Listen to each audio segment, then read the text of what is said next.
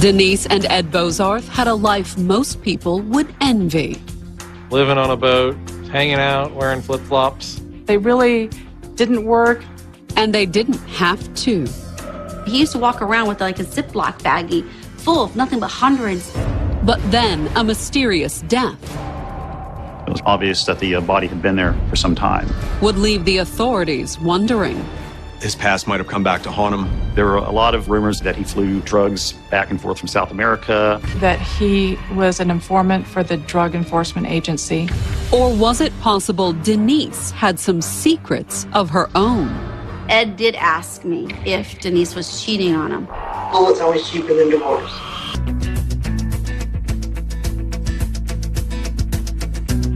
Key Largo, Florida, July 1st, 2007. It was a lazy Sunday evening on the largest of the Florida Keys.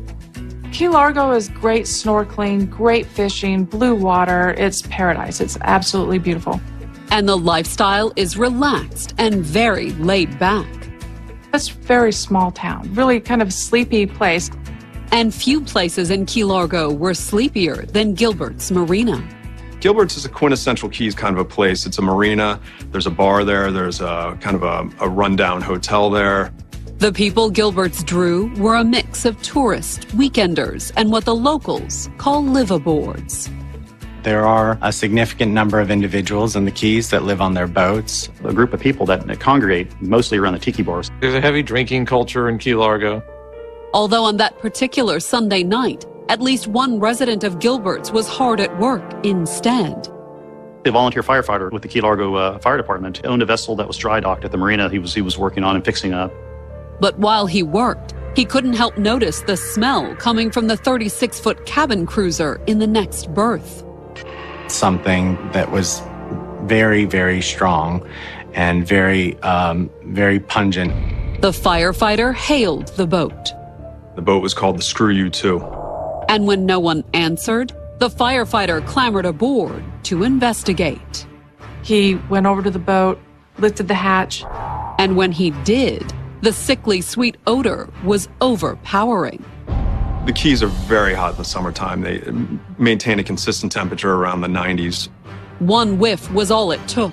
The firefighter slammed the hatch shut, pulled out his cell phone, and dialed 911 to report a dead body. As a firefighter, he knew what death smelled like. The body was still aboard the boat, and it was obvious that the body had been there for some time. Although before sheriff's deputies even arrived on the scene, the caller had a pretty good idea just who the dead body might be. Because the boat belonged to an eccentric liveaboard named Ed Bozarth and his wife, Denise.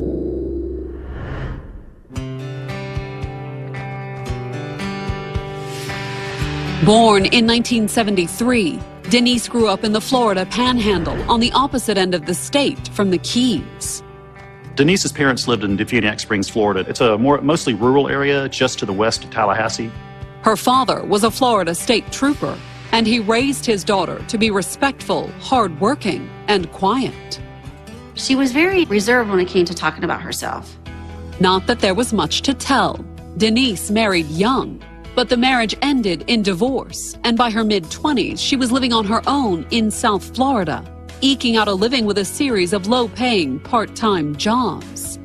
She was a waitress. She was out at the shrimp docks, just doing what she could to get by. And she wasn't afraid of hard work or manual labor. She was a fairly stocky and strong woman. And it was while working on the docks in the mid-90s, helping unload the day's catch, that she met Ed Bozarth.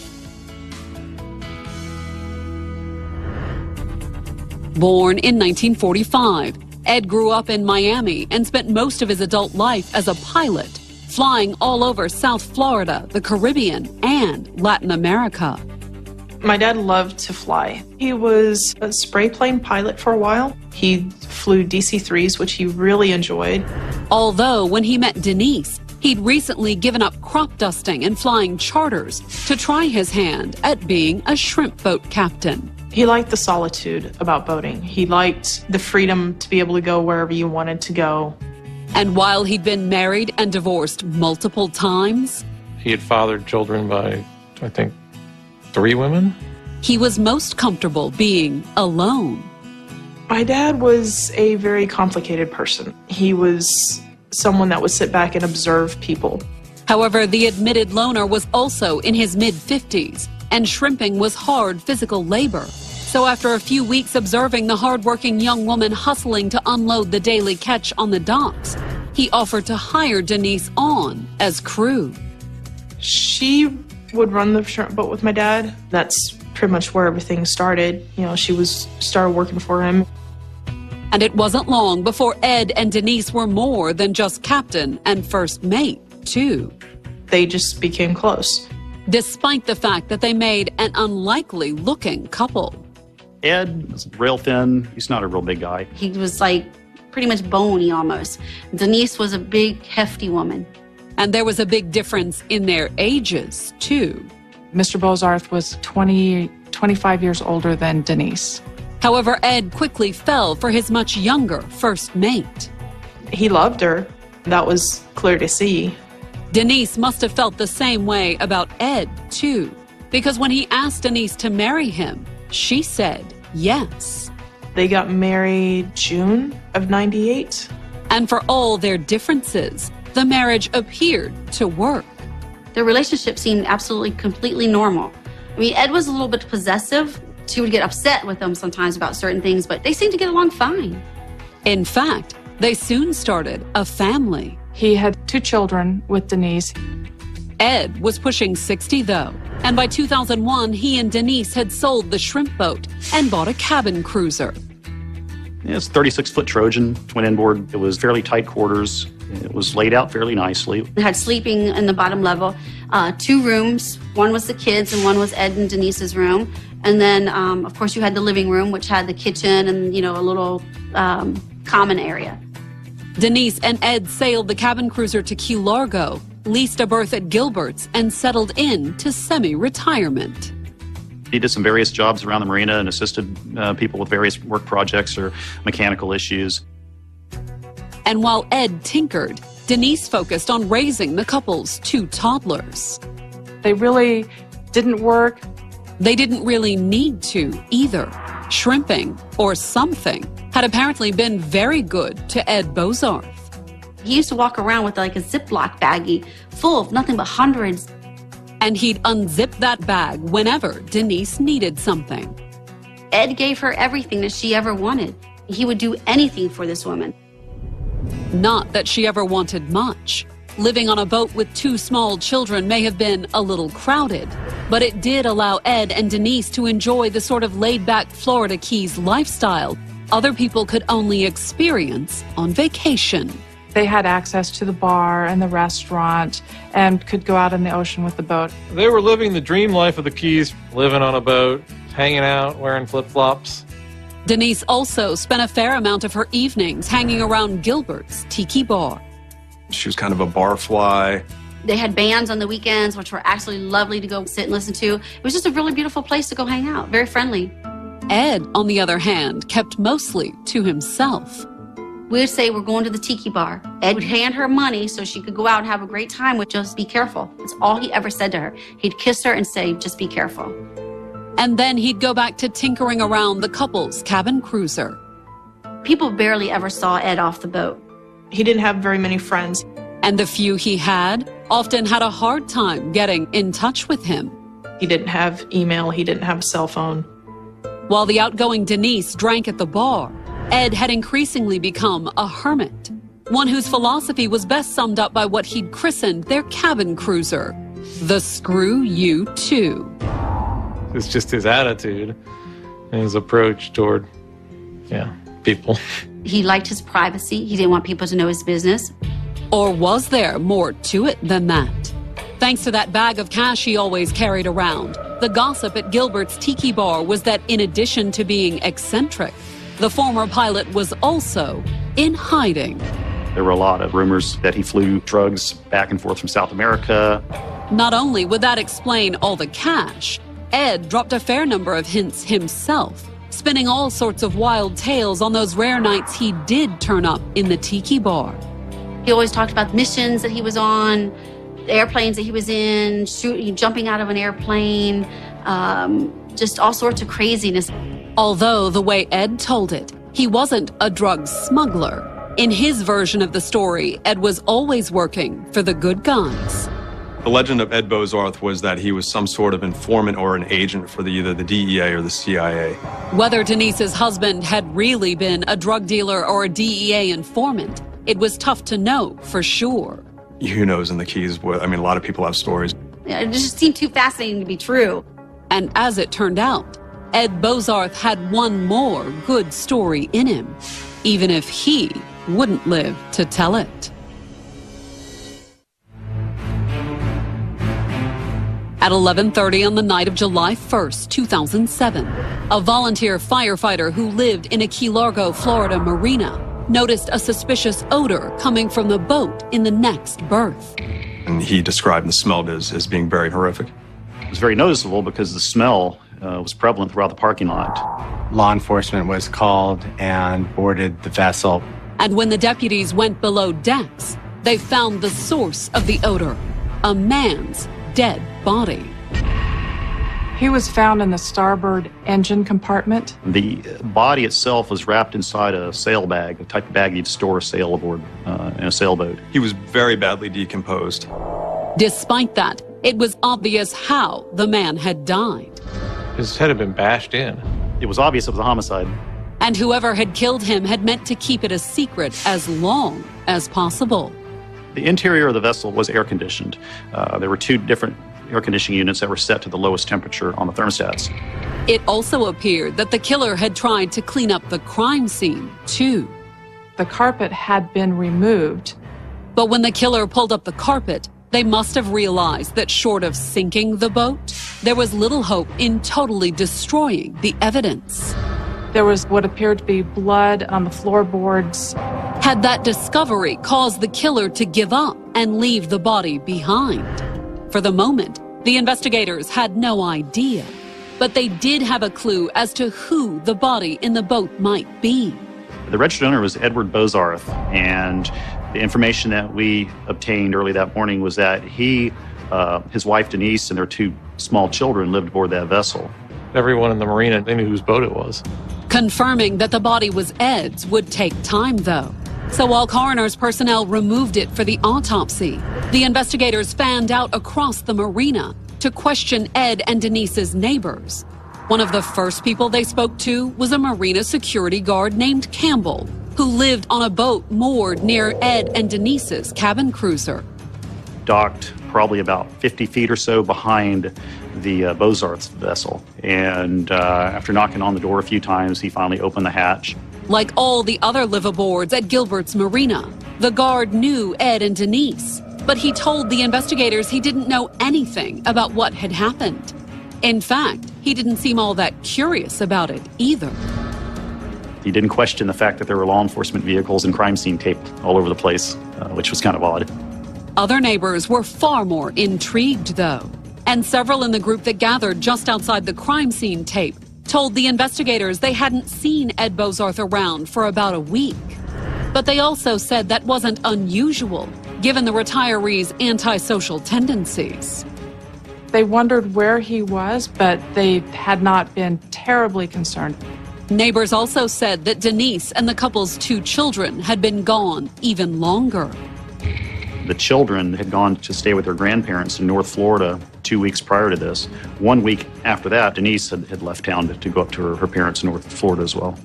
And according to at least some of their neighbors, Denise hadn't planned on coming back. At least that was the gossip around Gilbert's Tiki Bar. Most people said that Denise and Ed did not have a good marriage. However, that wasn't the only or even the juiciest thing that the investigators learned from Ed and Denise's neighbors.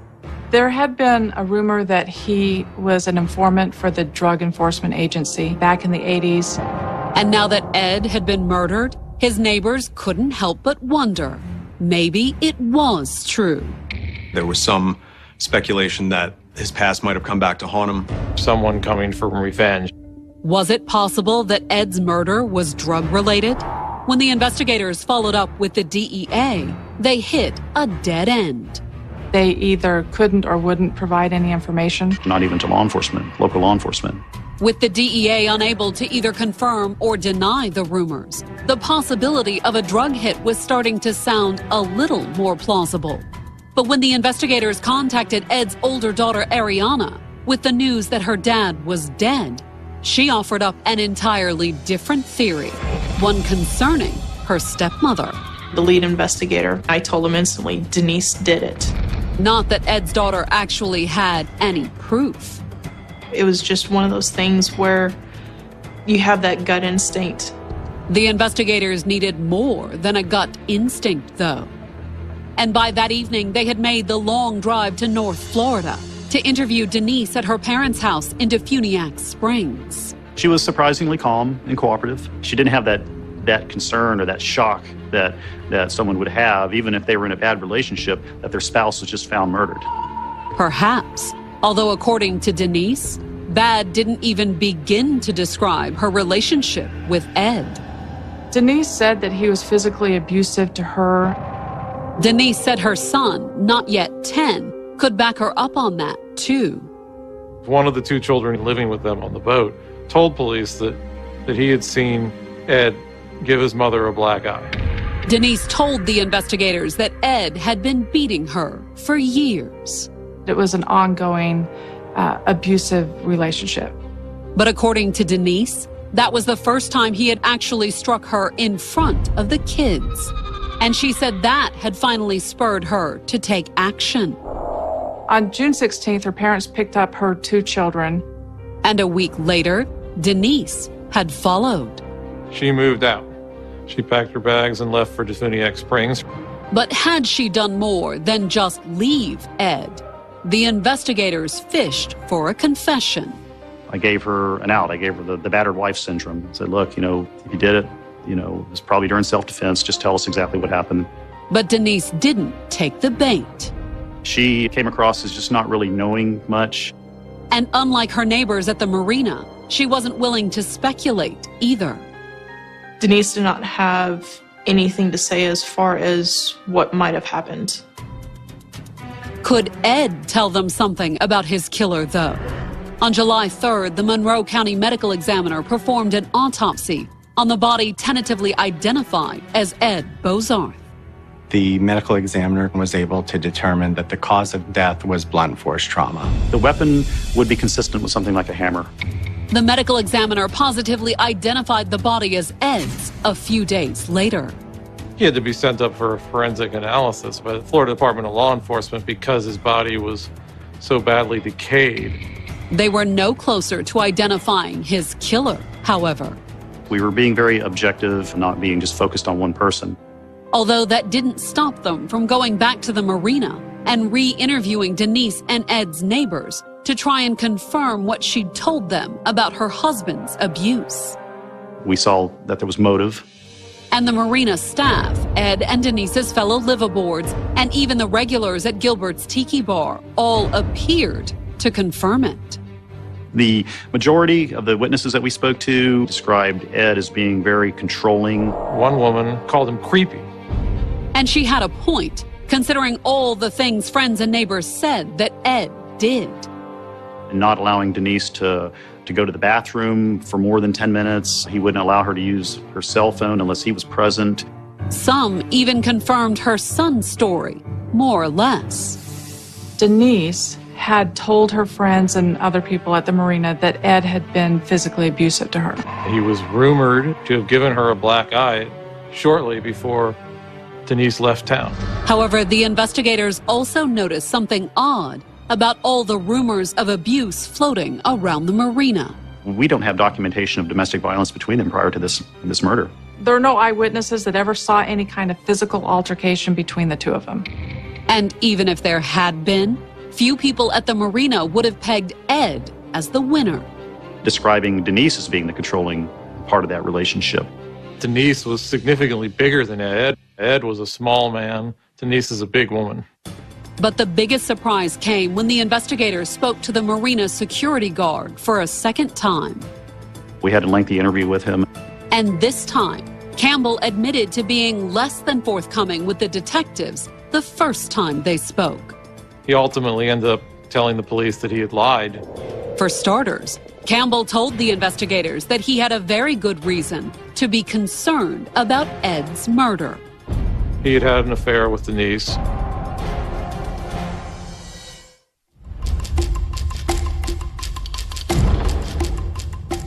By the 4th of July, 2007, it had been a little more than 48 hours since Denise Bozarth's husband, Ed, had been found dead on the couple's boat in a Key Largo marina. It was decaying. That's why he was discovered, is because of the smell. Some neighbors speculated that the 62-year-old retired pilot had been killed because of his supposed past as a DEA informer. One of the rumors that kept coming back to us said that Ed was probably killed by somebody that he had, shared information on. But that wasn't the only theory floating around the marina. The other theory was that his wife killed him. They were known to be fighting, and he was rumored to have beaten her shortly before Ed ended up being found dead. And one of the Bozarth's neighbors, the marina security guard whose boat was berthed in the next slip, had just admitted to having an affair with Denise. He admitted that he had had a sexual relationship with Denise Bozarth and had for at least a month before Mr. Bozarth's death. But was the affair the motive for murder, or merely part of the setup? Because the fact that he'd been sleeping with Denise wasn't the only bombshell Campbell dropped during his interview. Denise had offered him $10,000 to kill her husband.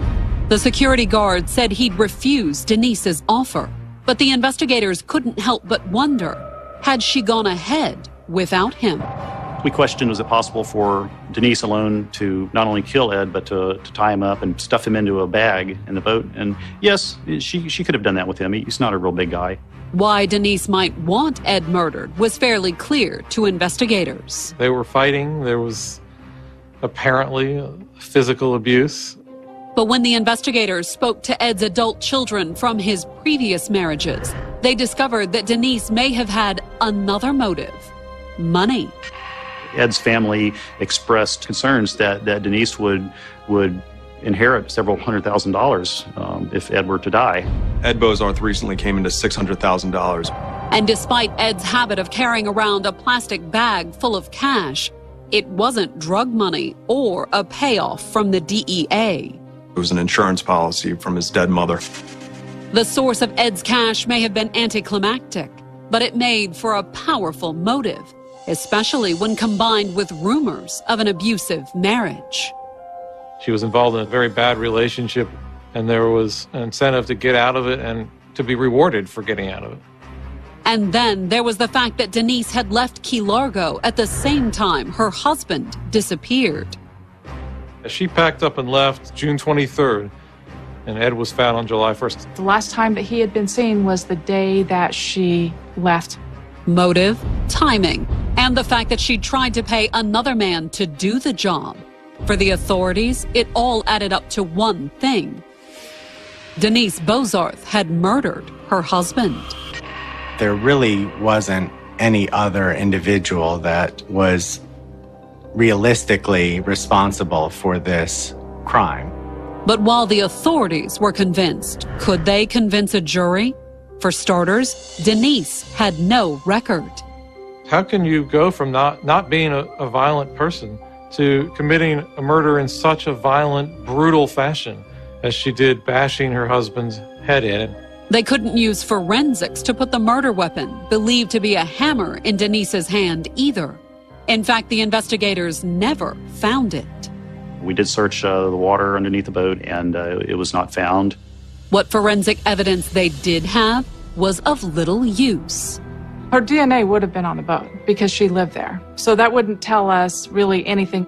And considering the source, the one piece of evidence connecting Denise to the murder, the security guard's claim that she'd offered him $10,000 to do it, was just as problematic.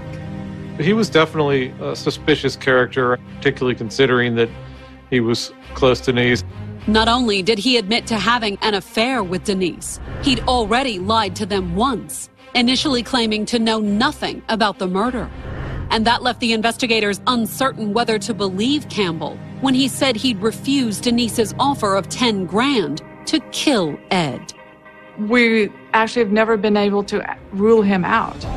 All in all, it added up to a very shaky case, and the prosecutors would only get one shot at a conviction. In a homicide, you don't get a second chance, and if they're exonerated, that's it, they're done. So for the moment, they waited. They just did not have the evidence they needed to go arrest Denise. And in 2010, after 3 years passed with no new evidence, They declared the case inactive. by 2011, the murder of Ed Bozarth was just another of the many stories told over margaritas at Gilbert's Tiki Bar. It's a very small town, so when a homicide happens, there's a lot of talk. Stories were about all that was left, too. After the murder, Denise had sold Ed's boat, moved back to northern Florida, and started her life over again. She was living with a boyfriend. But just when it appeared that Ed's murder was destined to be nothing more than another piece of local folklore, there was a new sheriff in town, literally. And after winning the election, he decided to review a few of the unsolved cases his predecessor left behind. The Bozarth case being one of them. So he assigned a new detective to basically start the investigation over again from the beginning. They put new eyes on it. One of the first things the new investigator assigned to the case did was make the long drive to the Florida Panhandle to question Denise again. He went and re-interviewed her several times. And when he asked her when was the last time she saw Ed, Denise gave a different answer.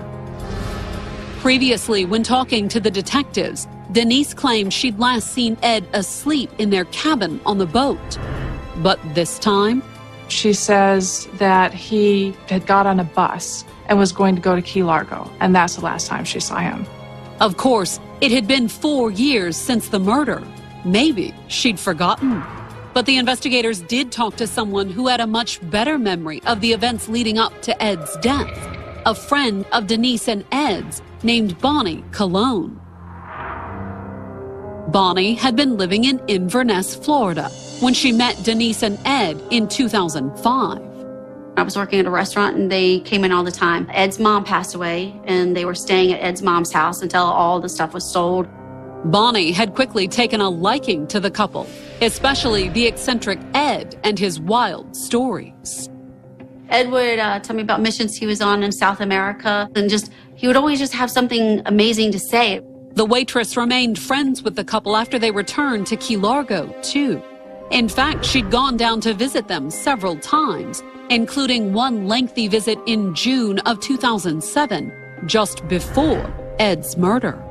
She had been present on the boat for several weeks prior to Ed Bozarth's death. My divorce was going through and they invited me to stay with them. And when the police tracked her down and spoke with her at the end of 2011, Bonnie told the investigators that she hadn't been living with the Bozarths long before she realized their marriage was in trouble, too. Ed did ask me if Denise was cheating on him. And according to Bonnie, the answer wasn't just yes. She made the affair sound far more serious than the security guard had ever let on. They were talking about taking off and going somewhere in the Caribbean. However, Bonnie said that running off with her boyfriend wasn't all that Denise had talked about that June. When she started talking about killing Ed. She was frustrated with him. She wanted a way out. At the time, Bonnie said that's all she thought Denise was doing, venting her frustration. A lot of people say that they want to kill their boyfriends or their girlfriends. So I just always thought that she was just, messing around or just saying stuff. Although according to Bonnie, the stuff Denise said had included possible ways of killing her husband. She was talking about how she could just knock him over his head and throw him into the water. I always thought it was just a joke.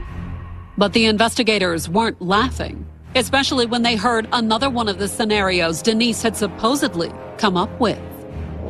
She had told Bonnie that one of the ways that she wanted to kill her husband was to hit him in the head with a hammer while he was sleeping, cover him in plastic, and put him in an engine compartment.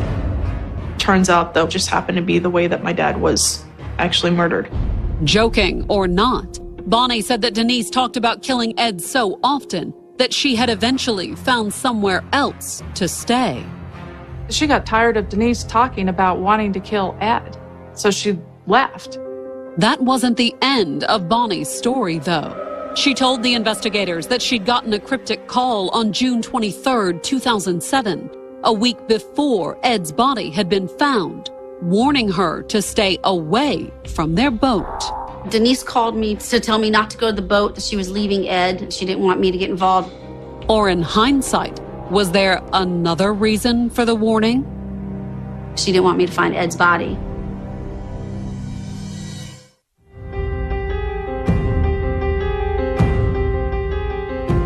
In March of 2012, it had been almost 5 years since a neighbor found Ed Bozarth dead on the boat he shared with his wife Denise in Key Largo, Florida.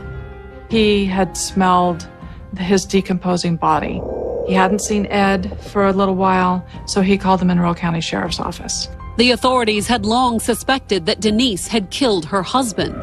The question was whether or not they could prove it. We had some circumstantial evidence, but we did not have the physical evidence that was needed. What they did have was a statement from another of Denise's neighbors, a man who also worked as the marina's security guard, claiming that she tried to hire him to kill her husband. She offered $10,000 to Mr. Campbell. That's what Campbell said, but the authorities weren't sure a jury would believe him. After all, the fact that he was having an affair with Denise gave Campbell a motive to kill Ed, too. Certainly we had suspicions about Mr. Campbell. But then, at the end of 2011, a friend of Denise's named Bonnie Colon had come forward with information that appeared to confirm the guard's story. According to Bonnie, Denise had spent the weeks before the murder talking openly about killing Ed. Denise had been talking about scenarios much like what ended up happening. Bonnie stated that Denise wanted to bash Ed in the head and just wrap him up and stuff him away somewhere. I was like, oh my God, this woman said she was going to kill him, and she did. So on March 14, 2012, investigators from the Monroe County, Florida Sheriff's Department once again made the 600-mile drive to Defuniak Springs to talk to Denise. And this time, they brought an arrest warrant. There was definitely sufficient evidence where we could charge Denise with the murder. When she was apprehended, she was taken to the sheriff's office in Escambia County near Pensacola, and she was given her Miranda warnings. Not that Denise heeded them. More than anything, the 39-year-old appeared to be in a hurry to get the interview over with. I asked for an attorney, then we're going to be here all day. Well, no, at that point, I'll just leave. I can't talk to you at that point. But when given the opportunity to stop the interview then and there, Denise passed on it. Having these rights in mind, do you wish to talk to us now? That is the question.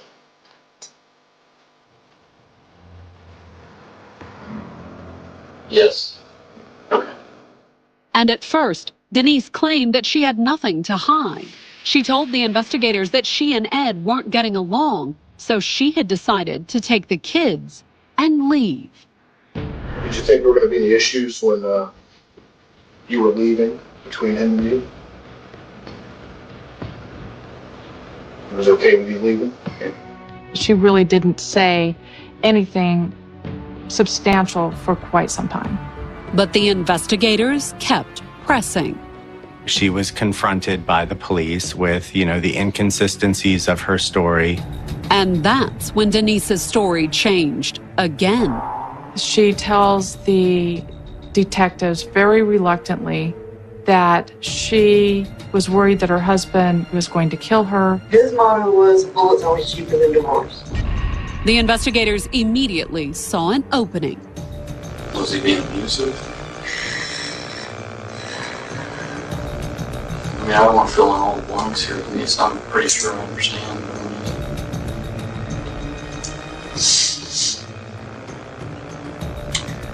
Can you just give me a couple of details? Was there any weapons? He had a weapon? What happened?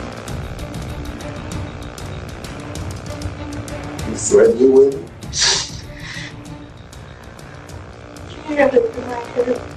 She stated that she awoke and that her husband was standing over her and pointing a gun to her head. He was going to kill me, and they took the kids. He killed them too. Denise said she'd done what anyone would have in her situation. Was there a fight over the gun? And when Ed kept coming toward her, Denise said she'd grabbed a hammer lying by the bed and hit her husband with it, repeatedly. You strike him until he stopped moving? She hit him so hard that it cracked his skull from one end to the other and one end to the other. Although Denise confessed to killing Ed, she insisted that she hadn't planned to do it, and that what happened had nothing to do with her affair with the marina security guard. Did he help you in any way? I mean, I know he wasn't there for the hammer, but did he help you clean up the incident? And Campbell's claim that Denise had offered him money to kill Ed, or all the things she'd supposedly told Bonnie. According to Denise, they'd simply misunderstood her. We basically told him the same thing I told Bonnie. The only way I'd get any relief or be able to get away is if he passed away. That's what Denise claimed, at least. But the authorities had their doubts. She was having an affair with Campbell, and Mr. Bozarth had just inherited approximately $650,000. And for that reason, they had some serious doubts about Denise's self-defense claim. We speculated that she may have hit him while he was asleep. So once the interview was over, the investigators transported Denise back to Monroe County, where she was charged with first-degree murder. We felt that if the case were to proceed to trial, that we would prevail. But in December of 2013, with the trial fast approaching, something happened that would leave that confidence shattered. During a preliminary hearing on December 17th, Denise's attorney argued that her confession should be excluded from the upcoming trial. During the interview with a Monroe County Sheriff's Office detective, she had apparently asked to speak with her lawyer. It had happened right before she admitted to killing her husband. Denise, you guys have some kind of a true story that you can lay out that makes sense to us. You know what I mean? For your defense attorneys and prosecutors, I think they'll be sympathetic towards what. Contrary to what he told her at the start, the investigator didn't stop the interview. Yeah, I mean, obviously that's something that you're going to have to work out with your attorney. And a few minutes later, as the interview continued, Denise brought up the matter of an attorney again. Will I be able to talk to an attorney today? You can call anybody you want. However, the investigators still didn't stop the interview, a fact the prosecutors tried to downplay. I thought the detectives adequately answered her question. It was more of an offhand comment like, well, do you think I'm going to need a lawyer? But the judge disagreed. In fact, he ruled everything past the point Denise first asked for a lawyer inadmissible in court. The confession was thrown out.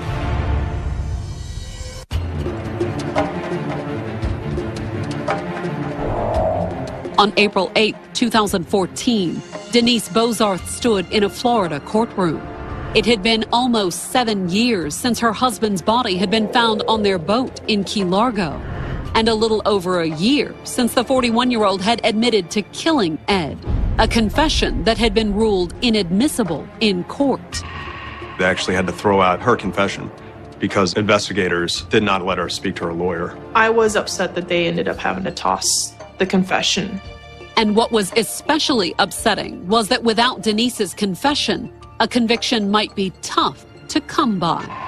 It was going to be a harder case because it was all circumstantial now. So rather than take their chances at trial, the prosecutors had offered Denise the opportunity to plead guilty to a lesser charge. After discussing the case at length, it was decided that the case would plead out to a second-degree murder and a 14-year prison sentence. I would have wished for her to be in there longer, but something is better than nothing. Denise took the deal. There was enough evidence to where her lawyers realized she had to make some kind of plea deal. And she stood before the judge that morning and pleaded guilty to Ed's murder. I almost think that maybe it's her way of coming to peace with the whole situation. After 7 long years, the search for Ed Bozarth's killer was finally over. Although the outcome wasn't exactly satisfying. What's 14 years for killing a man? I think she should have been in jail for a lot longer. And while the second-degree plea deal was due to necessity, most remain convinced that Ed's murder was premeditated. I don't think it was a crime of passion. I think that it was cold and calculated and thoroughly thought out. She deserves to serve all 14 years. She deserves to stay there as long as possible.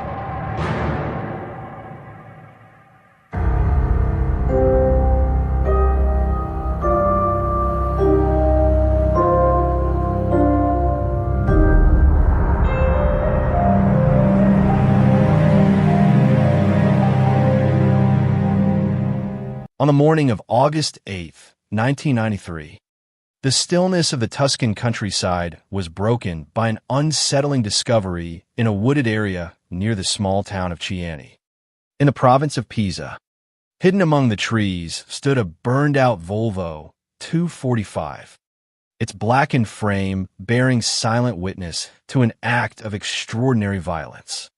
At first glance, it appeared to be yet another abandoned vehicle destroyed by fire. The kind of scene investigators occasionally encountered in isolated rural areas.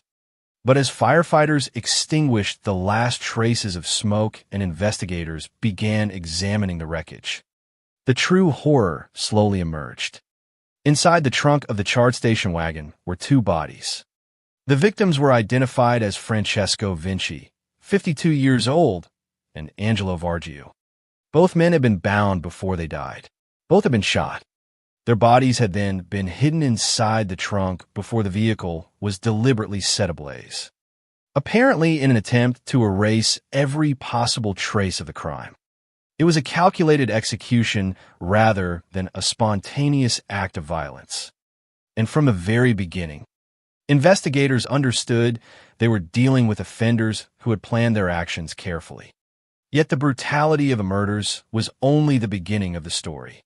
The name Francesco Vinci immediately transformed what might otherwise have been considered another organized crime killing into a case that captured national attention. Years earlier, Vinci had become one of the most recognizable names in one of Italy's greatest criminal investigations. For a time, police believed he might have been the elusive serial killer known throughout the country as the Monster of Florence. The unidentified murderer responsible for a series of notorious double homicides that terrorized Tuscany for more than a decade. Newspapers had once placed his photograph on their front pages. Television broadcasts had discussed his criminal history, his personal relationships, and his possible connection to murders that had horrified an entire nation. For many Italians, Francesco Vinci had once symbolized the possibility that the mystery of the Monster of Florence had finally been solved. Yet the case against him eventually collapsed. While Vinci was imprisoned, the killings attributed to the Monster of Florence continued. That simple but decisive fact fundamentally changed the investigation. A man who had once appeared to be the leading suspect could no longer be responsible if new victims were still being found while he remained behind bars. Investigators were forced to acknowledge that the evidence was insufficient, and in time he was released. Years later, in 1989, the entire line of investigation focusing on a group of Sardinian suspects, including Vinci, was officially abandoned because authorities lacked evidence capable of supporting criminal charges. Legally, Francesco Vinci was no longer considered responsible for the infamous serial murders. Nevertheless, his name never escaped the shadow of suspicion that had surrounded him. Once someone becomes publicly associated with one of history's most infamous unsolved crimes, That association rarely disappears completely. Even after investigators moved on, Vinci continued to occupy a strange place in Italy's criminal history. To some, he remained a former suspect who had narrowly escaped conviction. To others, he represented an example of how circumstantial evidence and public pressure could direct an investigation toward the wrong individual. Regardless of those differing opinions, no one expected that years later his own death would become another enduring mystery. The discovery of the burned Volvo raised immediate questions that extended far beyond the identities of the victims. Who had wanted Francesco Vinci dead? Why had the killers chosen such a brutal method? Why bind both victims before shooting them? And why burn the vehicle afterward? Each element suggested planning, experience, and determination. Investigators noted that both victims had been restrained using a method known as incaparamento, in which a victim's hands and feet are tied together behind the back. This style of restraint had long been associated with executions carried out within certain Sardinian criminal circles. The presence of this distinctive method immediately influenced the direction of the investigation. It suggested that the murders were not random acts committed in anger, but carefully orchestrated. Killings intended to send a message or eliminate specific individuals. Yet while this observation appeared significant, it did not answer the central question that soon dominated newspaper headlines. Was Francesco Vinci killed because of his criminal associations? Or was there another explanation buried beneath years of unanswered questions surrounding the Monster of Florence investigation? Public fascination with that possibility emerged almost immediately. The timing alone seemed almost impossible to ignore. Here was a man who had once stood at the center of Italy's most famous serial murder investigation, now himself found murdered under circumstances that were both violent and mysterious.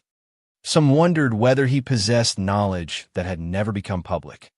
Others questioned whether his death represented the final chapter of an investigation that had already consumed decades of police work and endless speculation. Journalists revisited old files.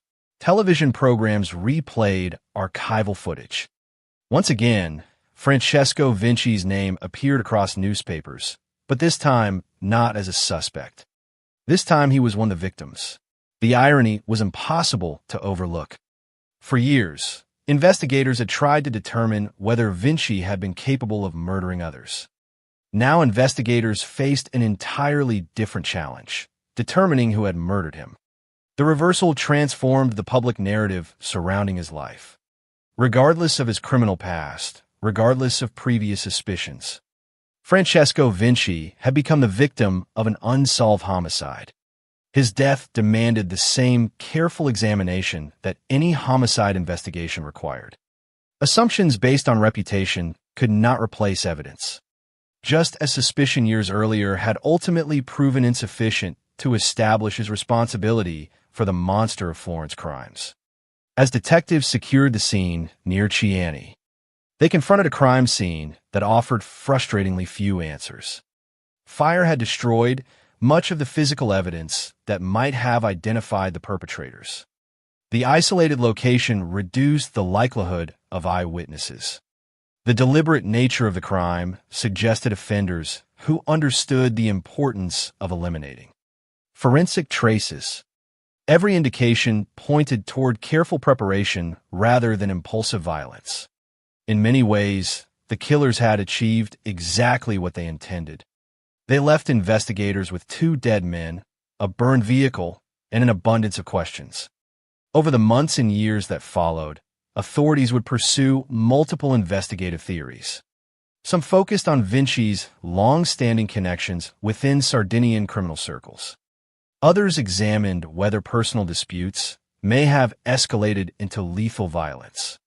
Public speculation repeatedly returned to the Monster of Florence investigation, despite prosecutors later concluding that no legal evidence established any connection between Vinci's death and the infamous serial murders.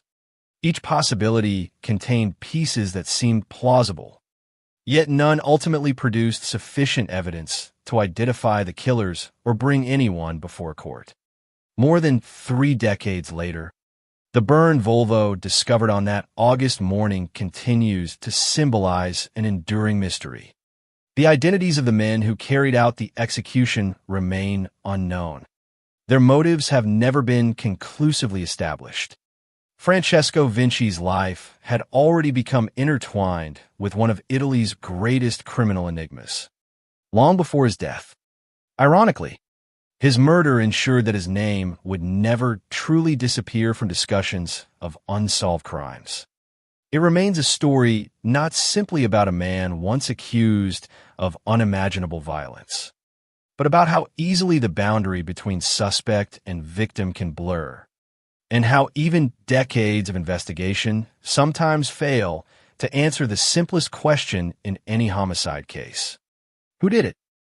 Long before Francesco Vinci's name became associated with one of Italy's most notorious criminal investigations, he was simply a man who had left his birthplace in Sardinia and eventually settled in Tuscany, a region whose rolling hills, vineyards, and quiet villages would later become internationally known for reasons far darker than anyone could have imagined.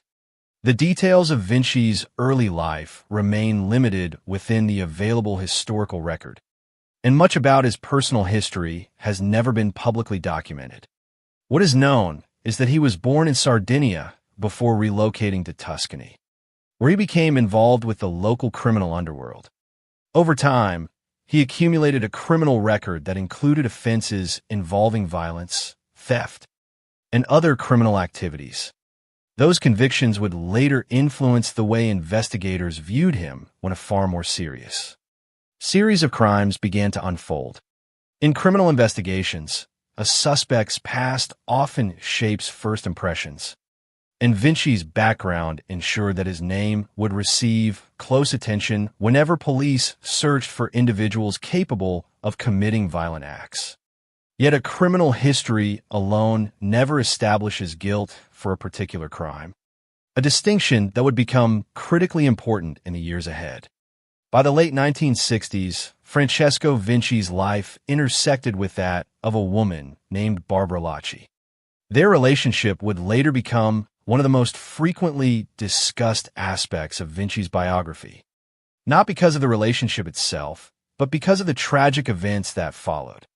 Barbara Lacci would become one of the first victims in what investigators later recognized as the opening chapter of one of Europe's most infamous serial murder cases. At the time, however, no one could have anticipated the historical significance of the crime. In 1968, Barbara Lacci and her lover were murdered. Initially, the double homicide appeared to be an isolated act of violence. Investigators had no reason to suspect that the crime would eventually become linked to a series of killings stretching across nearly 2 decades.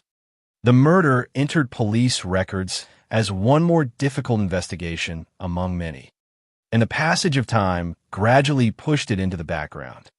But years later, developments in forensic analysis dramatically changed how authorities viewed that forgotten case.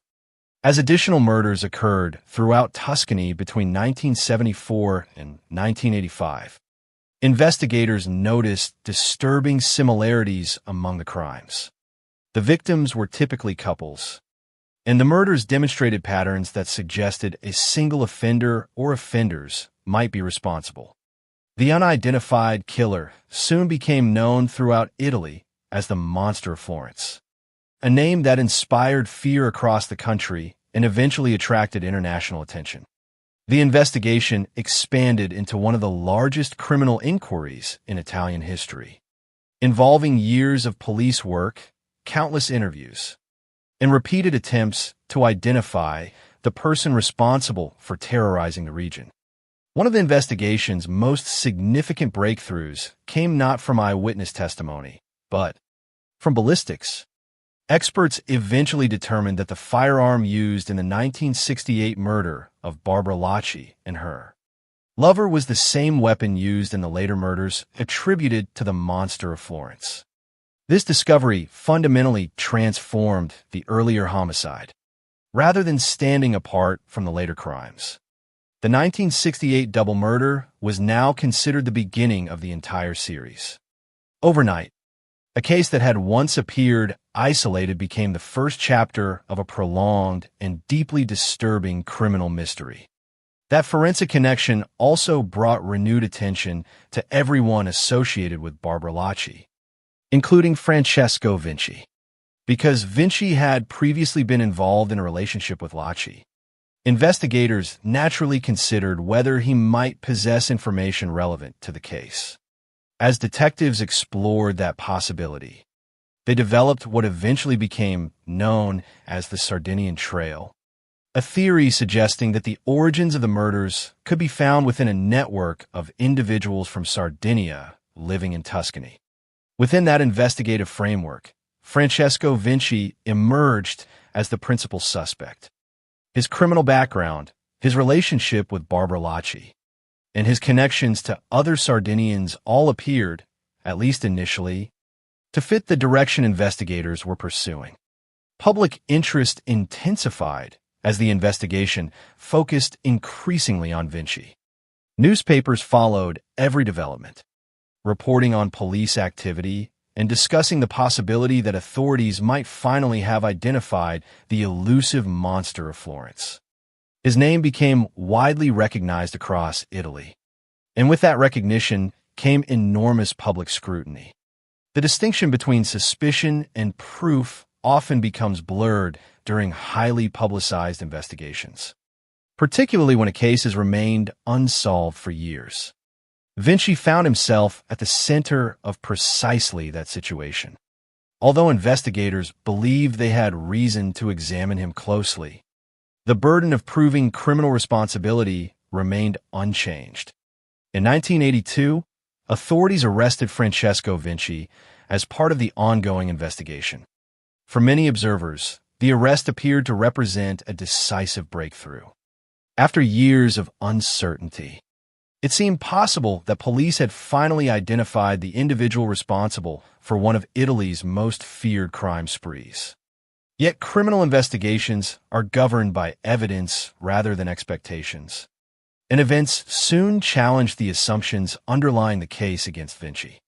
While he remained in custody, murders attributed to the monster of Florence continued. Each new crime carried enormous significance because it demonstrated something investigators could not ignore. If the same offender was still killing while Vinci was imprisoned, then he could not have committed those later murders. The continuation of the killings severely undermined the theory that had placed him at the center of the investigation, rather than confirming investigators' suspicions. The crimes exposed a critical weakness in their reasoning. The reality confronting detectives was difficult but unavoidable.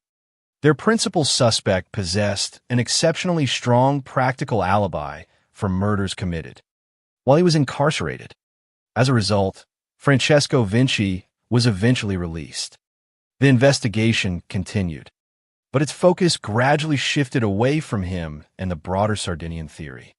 Years of additional inquiries failed to produce evidence capable of supporting criminal charges against Vinci or the other Sardinian suspects. Finally, in 1989, authorities officially abandoned that investigative direction. The entire Sardinian group, including Francesco Vinci, was clear because prosecutors lacked sufficient evidence to proceed. Legally, the outcome was unambiguous. Suspicion had not become proof. The criminal justice system could not sustain allegations unsupported by evidence, regardless of how compelling those allegations may once have appeared. Yet legal exoneration does not always erase public memory. Even after authorities moved on, Vinci's name remained closely associated with the Monster of Florence investigation. For many members of the public, he continued to represent one of the central figures in the decades-long mystery, despite the absence of evidence establishing his guilt. It was a burden that followed him long after investigators formally shifted their attention elsewhere. At the same time, another reality continued to shape his life. Although he had been cleared in connection with the serial murders, nothing about that decision altered his documented involvement with criminal activities unrelated to the Monster of Florence case. His earlier convictions involving violence, theft, and other offenses remained part of his history. Investigators understood that distinction clearly. Being innocent of one crime does not erase responsibility for others, just as possessing a criminal record does not prove involvement in an unrelated homicide. These parallel truths defined Francesco Vinci's complicated public image. He was neither the monster many had once believed him to be, nor an entirely ordinary citizen, unfairly caught in extraordinary circumstances. Instead, he occupied a far more complex position. He was a man with genuine criminal associations who had nevertheless been unable to be linked, through evidence, to Italy's most infamous serial murders. That complexity would become even more significant after 1993. Had Vinci quietly disappeared from public attention following his release, history might have remembered him only as a former suspect in an unsolved investigation. Instead, fate placed him at the center of another mystery. The same name that had once appeared in headlines beneath the word suspect would later return, beneath the word victim. Before that transformation occurred, however, Francesco Vinci remained a figure living in the shadow of his past. Every discussion of the Monster of Florence inevitably revived memories of the Sardinian Trail and of the period when investigators believed they had solved the case. Although official conclusions had changed, the questions surrounding the investigation never fully disappeared. Those unresolved questions lingered in the background, waiting until a summer morning in 1993 when the discovery of a burned vehicle near Chiani would once again force Italy to confront the name Francesco Vinci. This time, not as the man accused of taking lives, but as the man whose own life had ended in a brutal and still unexplained execution. The morning of August 8th, 1993, began like countless other summer mornings in the hills of Tuscany. The countryside surrounding Chiani was quiet, its forests and winding rural roads largely untouched by the bustle of nearby towns. It was the kind of landscape where abandoned farmhouses, olive groves, and dense clusters of trees created long stretches of isolation. Yet somewhere within that peaceful setting stood a scene that would soon draw police investigators, forensic specialists, and journalists from across Italy. Hidden among the trees was a Volvo 245 station wagon that had been consumed by fire. By the time authorities reached the vehicle, the flames had already done their work. The exterior was blackened, the windows shattered, and much of the interior had been reduced to twisted metal and ash. At first glance, investigators could immediately recognize that this was no ordinary vehicle fire. The isolated location alone raised questions. Cars abandoned in remote woodland often suggested deliberate concealment rather than accidental. Mechanical failure, as firefighters ensured that every remaining hotspot had been extinguished. Investigators cautiously approached the wreckage. Every burned vehicle presents unique challenges. Heat destroys fingerprints, biological traces, fibers, and countless other forms of forensic evidence. If the fire had been intentionally set, then whoever started it likely understood that flames could erase many of the clues that might otherwise identify those responsible. The investigators knew from experience that time was already working against them. The longer the fire had burned, the fewer answers the vehicle would provide. Their initial inspection soon revealed that the fire concealed something far more disturbing than property destruction. As officers searched the remains of the Volvo, they opened the rear compartment and examined the trunk. Inside, they made a grim discovery. 2 bodies had been placed within the confined space before the vehicle was burned. The victims were later identified as 52-year-old Francesco Vinci and Angelo Vargio. Their deaths immediately transformed the burned automobile into the center of a major homicide. Investigation.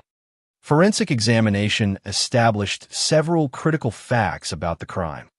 Both men had been restrained before their deaths. They had been tied using a method known as encapritamento, in which the victim's hands and feet are bound together behind the back. The restraint leaves the victim almost completely unable to resist or escape. Investigators recognized the significance of this detail almost immediately because the method had long been associated with executions carried out within certain Sardinian criminal circles. It was not simply a means of restraint, but a distinctive style of binding that investigators believed reflected planning rather than improvisation. Whoever carried out the attack had taken time to overpower both victims, secure them tightly, and eliminate any realistic possibility of resistance. The victims were then shot. After the killings, their bodies were placed inside the trunk of the Volvo. Only after the bodies had been concealed inside the vehicle was the final stage of the crime carried out. The offenders deliberately set the station wagon on fire, apparently intending to destroy physical evidence that might connect them to the murders. Every confirmed element of the crime scene pointed toward careful preparation rather than spontaneous violence. There was no indication that the killings resulted from a sudden argument that escalated without warning. Instead, investigators concluded that the offenders had first gained control of both victims, restrained them securely, executed them, concealed the bodies, and then attempted to erase the evidence through fire. Each stage required time, coordination, and purpose. The sequence itself suggested that whoever committed the murders expected to avoid immediate detection and understood the value of destroying forensic evidence. The condition of the burned Volvo reinforced that assessment. Fire had severely damaged the vehicle, complicating every aspect of the forensic investigation. Potential fingerprints, DNA evidence, fibers, and other microscopic traces that might normally survive inside an automobile were either destroyed or badly compromised. The intense heat altered surfaces throughout the vehicle, making it far more difficult for specialists to distinguish between damage caused directly by the killers and damage resulting from the fire itself. Even seemingly routine questions, where each victim had been seated before death, how long the vehicle had burned, or whether additional objects had once been inside the car, became much harder to answer because of the extensive destruction. The isolated location presented another obstacle. The wooded area near Chiani offered privacy that offenders seeking to conceal a crime could easily exploit. The absence of nearby homes or heavy traffic significantly reduced the likelihood that anyone had witnessed the murders themselves or even the arrival of the vehicle. Investigators searched for evidence that someone might have noticed unusual activity in the area, but the location naturally limited opportunities for eyewitness observations. Rural landscapes often provide criminals with time, distance, and silence. Three advantages that investigators must overcome through physical evidence rather than testimony. In this case, much of that physical evidence had already been consumed by flames. The identity of Francesco Vinci immediately guaranteed intense public attention. Although the crime scene itself suggested an organized execution, journalists quickly recognized that one of the victims had previously occupied a central position in Italy's most famous unsolved serial murder investigation. Newspapers across the country revisited Vinci's history as the former leading suspect in the monster of Florence inquiry. For many members of the public, the discovery seemed almost impossible to separate from that earlier investigation. The image of a man once suspected of being one of Italy's most notorious killers now lying dead inside the trunk of a burned vehicle naturally generated widespread speculation. Yet the facts available at the crime scene remained remarkably limited. Investigators focused not on speculation, but on the physical evidence before them. They observed that both victims had clearly been under the complete control of their attackers. Before death, the restraints demonstrated that neither man had been left with any meaningful opportunity to defend himself or escape.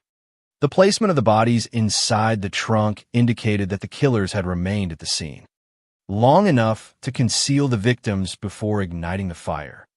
The deliberate burning of the vehicle strongly suggested an attempt to destroy evidence rather than conceal the deaths indefinitely, since a burned automobile in a remote forest would eventually attract attention. Instead, the fire appeared intended to delay identification of the victims and eliminate forensic traces capable of identifying the offenders. One of the most significant observations concerned the style of restraint itself. The use of incapacitamento did not automatically identify the perpetrators, nor did it establish a definitive motive.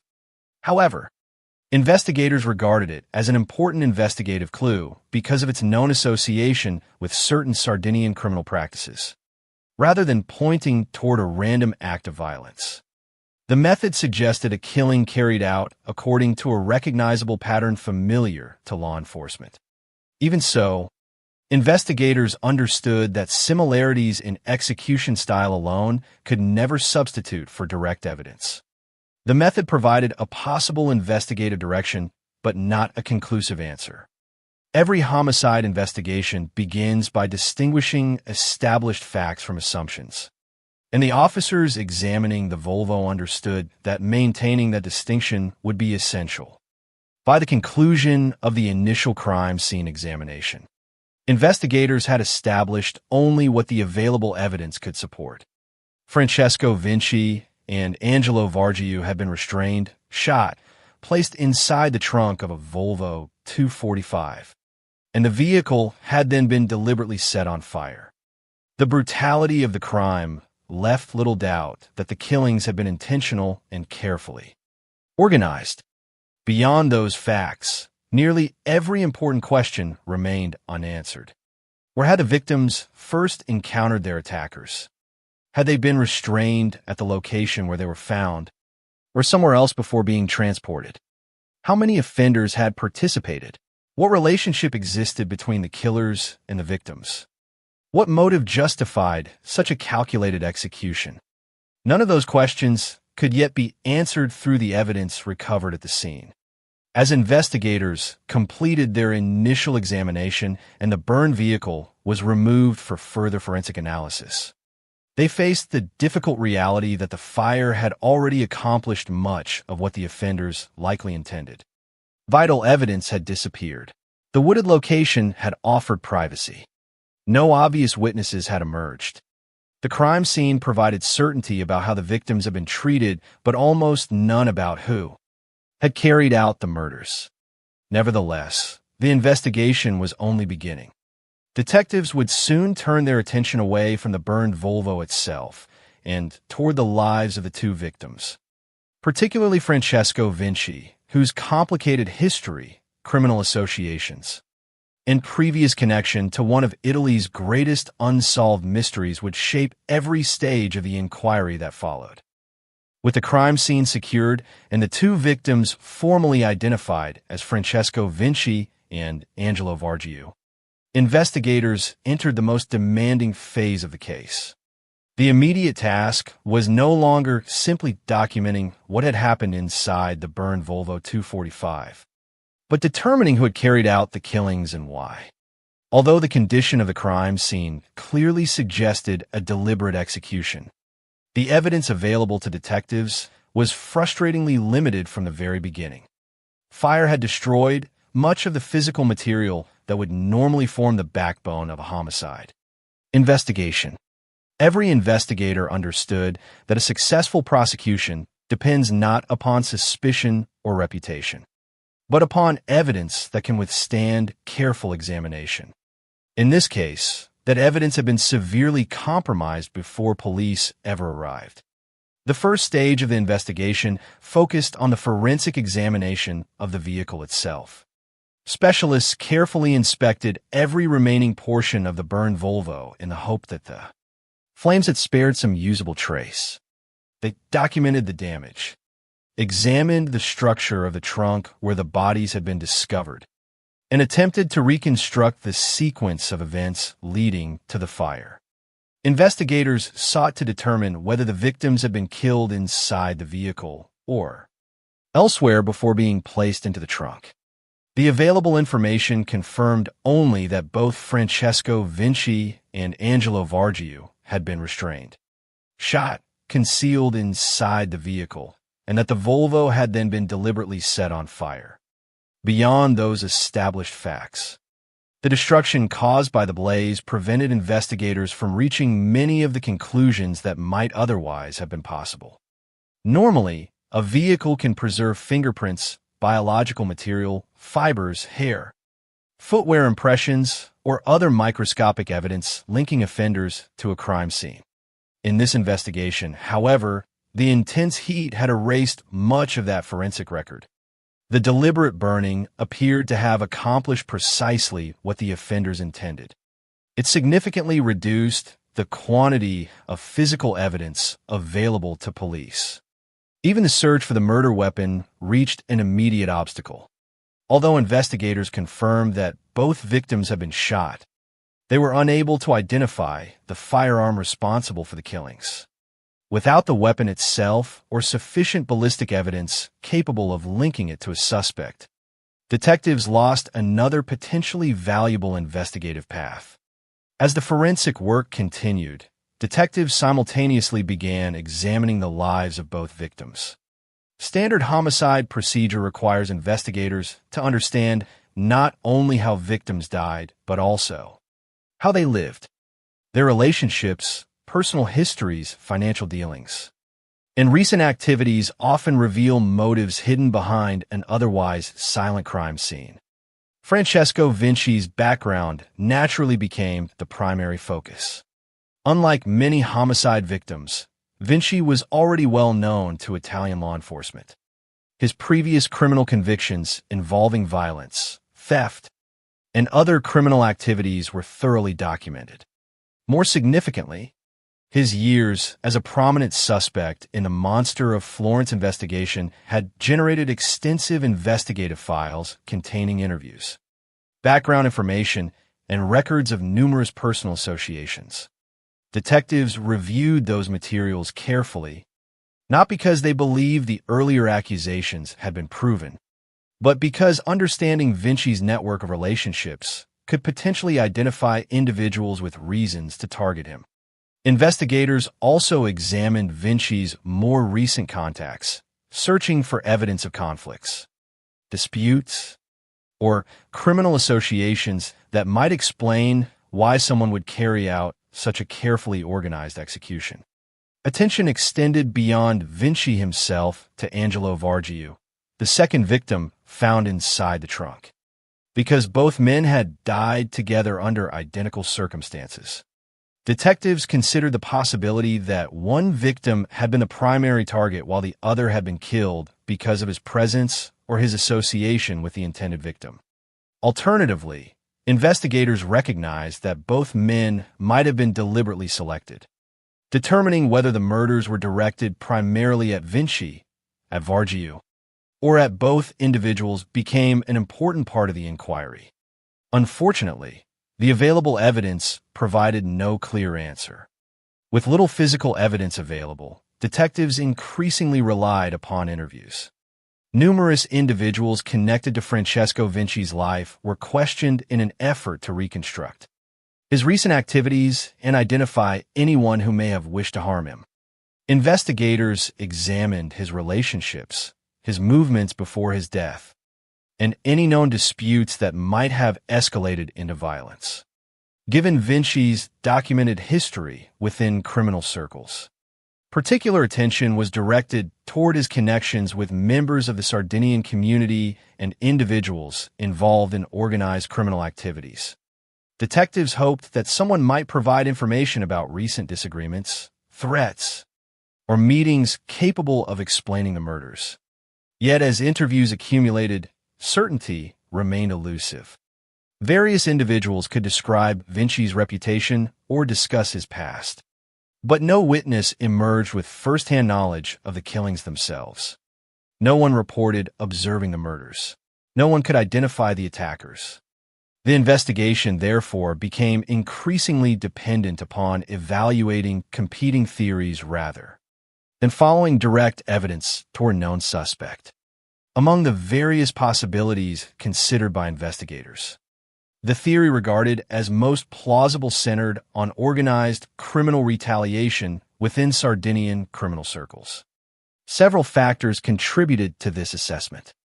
Francesco Vinci had known associations within the Sardinian criminal world, including connections involving smuggling activities and personal disputes. More importantly, the manner in which the victims had been restrained drew immediate attention. The use of incapacitamento, binding the hands and feet together behind the back, had long been associated by investigators with executions connected to Sardinian organized crime.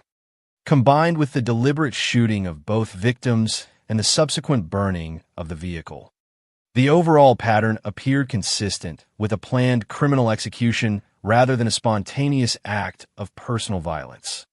Detectives therefore devoted substantial effort to exploring whether Vinci had become involved in conflicts serious enough to result in his death. They examined possible disputes, rivalries, and criminal relationships that could have provided a motive. However, although the theory appeared consistent with several aspects of the crime scene, consistency alone could not identify the perpetrators. No witness directly connected any individual or organization to the murders. No forensic evidence established who had restrained the victims, fired the fatal shots, or ignited the vehicle. Consequently, even the investigative theory considered strongest remained exactly that, a theory supported by circumstantial observations rather than conclusive proof. Public attention, meanwhile, increasingly focused on a different possibility. Because Francesco Vinci had once been regarded as the leading suspect in the Monster of Florence investigation, journalists and commentators questioned whether his death might somehow represent another chapter in that infamous mystery. Speculation developed that Vinci may have possessed information about the serial murders, or perhaps even known the true identity of the killer. Some suggested that his execution had been intended to silence him permanently. These ideas attracted significant media interest because they connected two already notorious criminal cases into a single dramatic narrative.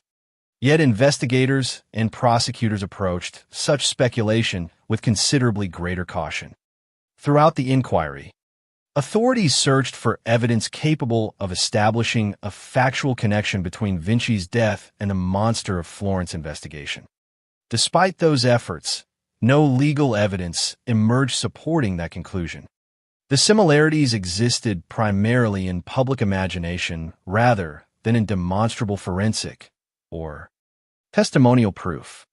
Over time, prosecutors concluded that there was no evidentiary basis for linking the homicide to the serial murder investigation. Although the theory remained attractive to journalists and members of the public fascinated by unsolved mysteries, investigators could not substantiate it through evidence.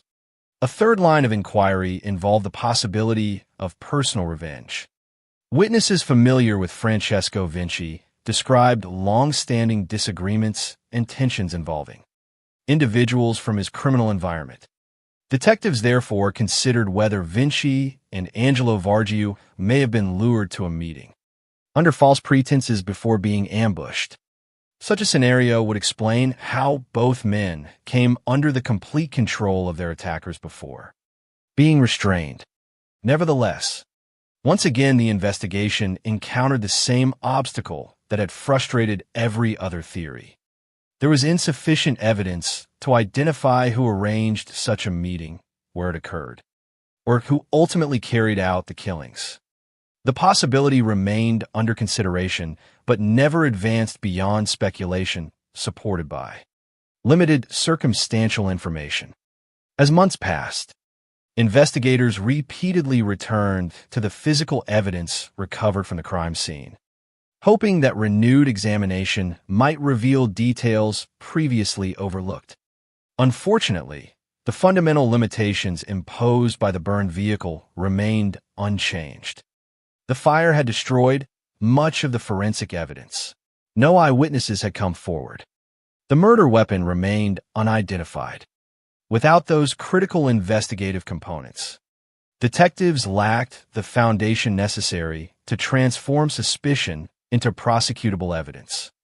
The case gradually became an illustration of one of the most difficult realities in homicide investigations. Investigators may possess reasonable theories about motive and possible perpetrators while simultaneously lacking the evidence required to prove those theories in court. Every available lead was examined within the limits of the surviving evidence, yet each ultimately reached the same impasse. Organized criminal retaliation appeared plausible. Personal revenge could not be excluded. Public speculation regarding the monster of Florence persisted despite the absence of supporting evidence. None of those possibilities produced the combination of physical evidence, witness testimony, and identifiable suspects necessary to solve the murders. The investigation, therefore, entered a prolonged period of uncertainty. Detectives had reconstructed the broad outline of the crime. 2 men had been overpowered, restrained using a distinctive method, shot concealed inside a Volvo, and the vehicle had then been deliberately burned. They had identified several possible motives and carefully evaluated each one. They had questioned individuals connected to Francesco Vinci's criminal associations and reviewed his past in remarkable detail.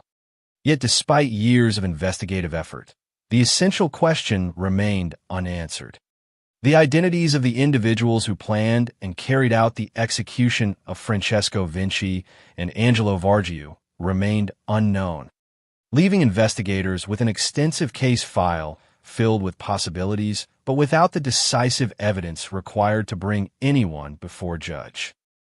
Unlike many high-profile homicide investigations, the murder of Francesco Vinci and Angelo Vargiu never reached the stage that most criminal cases ultimately seek: a courtroom where evidence could be tested, witnesses questioned, and responsibility determined through legal proceedings. Instead, the investigation gradually confronted a reality that prosecutors face in every legal system. However compelling a theory may appear, criminal charges cannot be sustained without evidence capable of meeting the burden required by law. In the years following the discovery of the burned Volvo near Chiani, investigators continued examining every available lead, but none produced the combination of physical evidence, reliable testimony, and identifiable suspects necessary to move the case into the judicial process. As a result, there was no public trial, no defendant seated before a judge, and no verdict capable of bringing legal closure to the families of the victims or to a public that had followed the investigation with intense interest. This absence of judicial proceedings is itself one of the defining characteristics of the case. The lack of an arrest did not reflect a lack of investigative effort. Detectives had reconstructed the sequence of events as accurately as the surviving evidence allowed. They established that Francesco Vinci and Angelo Vargiu had been restrained using the method known as incapacitamento, that both men had been shot, that their bodies had been placed inside the trunk of a Volvo 245, and that the vehicle had then been deliberately set on fire in what investigators believed was an effort to destroy evidence. Those facts were supported by the crime scene itself. What investigators could not establish, despite years of work, was the identity of the individuals responsible for carrying out those actions. Without that crucial link between the crime and specific suspects, prosecutors lacked the legal foundation required to initiate criminal proceedings. Throughout the investigation, authorities carefully evaluated each of the principal theories that emerged from the available evidence. The first and most substantial involved the possibility of an execution connected to Sardinian organized crime. Investigators considered this explanation particularly significant because of Francesco Vinci's documented criminal associations and because the method used to restrain the victims had long been associated with executions within certain Sardinian criminal circles. The combination of careful planning, restraint, execution-style killings, and the deliberate destruction of evidence through fire appeared consistent with an organized criminal retaliation. Yet consistency is not proof. Even when a theory appears to explain many aspects of a crime, prosecutors must still demonstrate who committed the offense. In this case, investigators were unable to identify specific perpetrators through forensic evidence or witness testimony. The theory, therefore, remained an investigative conclusion rather than a prosecutable case. A second theory attracted considerable public attention because of Francesco Vinci's earlier role in the investigation into the monster of Florence. For years, Vinci had been one of the most recognizable figures connected to that notorious serial murder inquiry. After his own death, journalists and commentators inevitably questioned whether the two cases might somehow be linked. Some suggested that Vinci possessed knowledge about the serial killings that had never become public. Others speculated that his murder may have been intended to silence him permanently. These ideas generated significant media discussion because they connected two of Italy's most mysterious criminal investigations. However, prosecutors evaluating the available evidence reached a different conclusion. After examining the case, they determined that no legal evidence established a connection between Vinci's murder and the monster of Florence investigation. The absence of supporting evidence proved decisive. Criminal justice systems are designed to distinguish between speculation and proof. And although public curiosity continued, prosecutors could not present allegations unsupported by demonstrable facts. Consequently, the theory never progressed into formal legal action. Investigators also explored the possibility that the murders resulted from personal revenge. Reports indicated that Francesco Vinci had experienced long-standing conflicts with individuals connected to the criminal environment in which he had previously operated. Detectives considered whether Vinci and Angelo Vargiu had been persuaded to attend a meeting before being ambushed by individuals seeking retaliation. Such a scenario appeared compatible with the fact that both victims had been completely restrained before being killed. Nevertheless, investigators encountered the same obstacle that had frustrated every other line of inquiry. No witness identified those responsible. No surviving forensic evidence connected a suspect to the crime. No murder weapon was recovered. Without evidence capable of identifying specific offenders, prosecutors again found themselves unable to proceed. The legal limitations confronting the investigation became increasingly apparent as time passed. The burned condition of the Volvo represented one of the greatest obstacles to prosecution. Fire had destroyed much of the physical evidence that normally forms the basis of homicide cases. Fingerprints, biological material, trace evidence, and numerous other forensic indicators had either disappeared entirely or become too severely damaged for meaningful analysis. The isolated location where the vehicle was discovered created an additional challenge. Detectives were unable to identify eyewitnesses who had observed the murders or the individuals responsible for abandoning and burning the vehicle. Equally significant was the inability to identify the firearm used in the killings.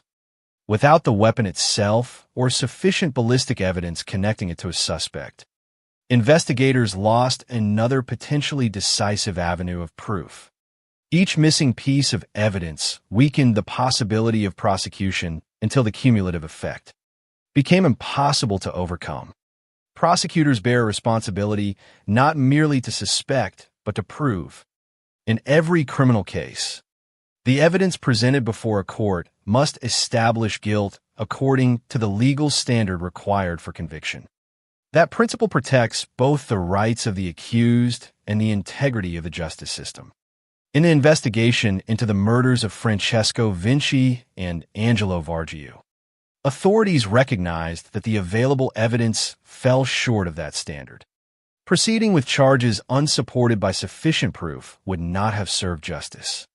Instead, prosecutors acknowledged the limitations imposed by the investigation and refrained from initiating criminal proceedings that could not be sustained in court. Consequently, no individual was formally prosecuted for either homicide. No indictment was issued. No trial commenced. No judge evaluated evidence presented by opposing sides. No jury, where applicable, considered questions of guilt or innocence. The legal record, therefore, remains defined not by courtroom testimony, but by the absence of one. Officially, the murders remain unsolved. That outcome has important implications beyond the immediate case itself. Francesco Vinci's public reputation had already been shaped by years of suspicion surrounding the Monster of Florence investigation before he himself became a homicide victim. Ironically, the legal principles that ultimately cleared him of involvement in those serial murders were the same principles that prevented prosecutors from accusing anyone of murdering him without sufficient evidence. In both situations, investigators and prosecutors were required to separate suspicion from proof. During the Monster of Florence investigation, the continuation of the killings while Vinci was imprisoned undermined the case against him. And by 1989, he and the other Sardinian suspects were officially cleared because authorities lacked sufficient evidence. Years later, following his own death, prosecutors again confronted an investigation where compelling theories existed, but legally sufficient proof did not. In both instances, the outcome demonstrated that criminal justice cannot rely solely upon appearances, assumptions, or public opinion. Evidence remains the essential foundation of every prosecution. As the investigation gradually slowed, prosecutors formally concluded that there was no legal evidence linking Francesco Vinci's death to the Monster of Florence murders. While speculation persisted in public discussion, the official position remained consistent. Based on the evidence available, investigators considered it more likely that Vinci had been killed because of his associations within the criminal underworld than because of any unresolved aspect of the serial murder investigation. Even that conclusion, however, stopped short of identifying the perpetrators. It addressed only the relative likelihood of competing motives rather than establishing criminal responsibility. Ultimately, the legal outcome of the case is defined less by what occurred than by what never happened. No suspect entered a courtroom. No confession resolved the mystery. No forensic breakthrough identified those responsible. The murders of Francesco Vinci and Angelo Vargiu remain open in the sense that no one has ever been held legally accountable. Their case stands as a reminder that even investigations involving experienced detectives, extensive inquiries, and years of examination may fail to produce the evidence required for justice to take its final step. The legal process depends upon proof, and in this investigation, proof remained beyond reach. The murders of Francesco Vinci and Angelo Vargiu never reached the kind of conclusion that investigators, prosecutors, or families hoped to see after a homicide. There was no arrest that finally explained the sequence of events. There was no confession that filled the gaps left behind by the burn crime scene. There was no courtroom where evidence could be examined publicly and responsibility established beyond reasonable doubt. Instead, the case slowly entered the long and uncertain existence shared by many unsolved investigations, remaining officially open in history while becoming increasingly difficult to resolve with each passing year. Time has a profound effect on criminal investigations. Memories fade, Witnesses become more difficult to locate, physical evidence deteriorates, and opportunities that once seemed promising gradually disappear. For the investigators who worked the case, the unanswered questions surrounding the burned Volvo near Chiani remained exactly that, questions. Despite careful examination of the crime scene, interviews with individuals connected to Francesco Vinci, an extensive consideration of multiple investigative theories, the identity of the killers remained unknown. The passage of decades did not change the established facts. Francesco Vinci and Angelo Vargiu had been restrained, shot, placed inside the trunk of a Volvo 245, and the vehicle had been deliberately burned. Beyond that sequence, certainty became increasingly scarce. Public discussion, however, never disappeared entirely. Francesco Vinci occupied a uniquely unusual place in Italian criminal history because his life intersected with two separate mysteries, each significant in its own way. During the 1980s, his name had become inseparable from the investigation into the monster of Florence, one of Europe's most notorious unsolved serial murder cases. Although investigators ultimately abandoned the Sardinian trail and officially cleared Vinci and the other suspects because of insufficient evidence, his association with that investigation endured in public memory. Years later, his own violent death ensured that his name would once again return in newspaper articles, documentaries, and discussions about unsolved crimes. The circumstances created a striking irony that continues to fascinate historians of crime. A man once publicly suspected of committing infamous murders ultimately became the victim of an equally unresolved homicide. Yet the irony should never obscure an essential principle. Regardless of his criminal history or his previous status as a suspect, Francesco Vinci was entitled to the same careful investigation afforded to every homicide victim. The legal system that had once required investigators to distinguish suspicion from proof during the Monster of Florence inquiry demanded precisely the same discipline after his death. Criminal responsibility cannot be established through reputation, assumptions, or public opinion. It depends upon evidence. That principle protected Vinci when investigators lacked sufficient proof to link him to the serial murders. And the same principle prevented prosecutors from accusing others of murdering him without evidence capable of supporting criminal charges. In that respect, the story serves as a powerful reminder that justice is measured not by certainty of belief, but by certainty of proof. One of the most notable developments in the case occurred decades after the murders themselves. In 2024, Francesco Vinci's family requested that his remains be exhumed for DNA testing. Their purpose was unusual but significant. They wished to verify whether the individual buried as Francesco Vinci was in fact the same person, whose body had been recovered from the burned Volvo in August 1993.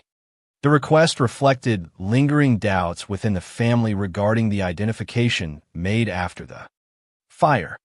Such concerns illustrate how unresolved homicide investigations often continue affecting families, long after official investigative activity has diminished. Questions left unanswered by the original investigation do not simply disappear with time. Instead, they frequently pass from one generation to the next, encouraging renewed efforts to seek certainty through advances in forensic science. At present, however, no public conclusion has confirmed the family's suspicions or established that the identification made in 1993 was incorrect. The exhumation, therefore, represents another chapter in the continuing search for certainty rather than a resolution of the mystery itself. Even without a definitive breakthrough, the decision demonstrates that decades-old investigations can continue to evolve as new forensic techniques become available and families pursue answers that once seemed impossible to obtain. Whether those efforts ultimately alter the historical understanding of the case remains unknown. Officially, The murders of Francesco Vinci and Angelo Vargiu remain unsolved. No individual has been prosecuted. No one has been convicted. The motive has never been established with certainty.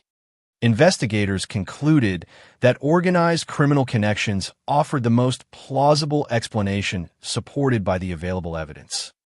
While prosecutors also determined that no legal evidence connected the murders to the Monster of Florence investigation. Those conclusions remain the official position of the case, but they stop well short of identifying those responsible. As a result, the investigation continues to occupy a distinctive place within the history of Italian crime. It exists at the intersection of documented fact and enduring uncertainty, where investigators succeeded in reconstructing much of what happened, but not who made it happen. Cases like this often invite endless speculation.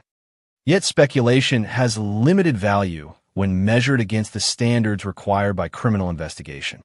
Throughout the years, theories have emerged attempting to explain Francesco Vinci's death in dramatic or unexpected ways.